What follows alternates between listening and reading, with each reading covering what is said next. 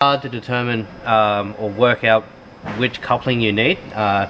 It's not a matter of just grabbing a VIN number and going, okay, this is the coupling that I need. So you always sort of need to measure it and get the PCD measurement and make sure you do, because you'll find on most vehicles there's 2 to 3, sometimes even 4 different size couplings.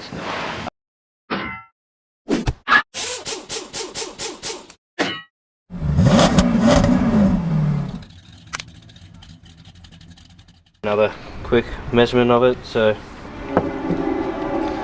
the PCD is what we're always asking for, is from center of bolt hole directly across to the center of the other bolt hole.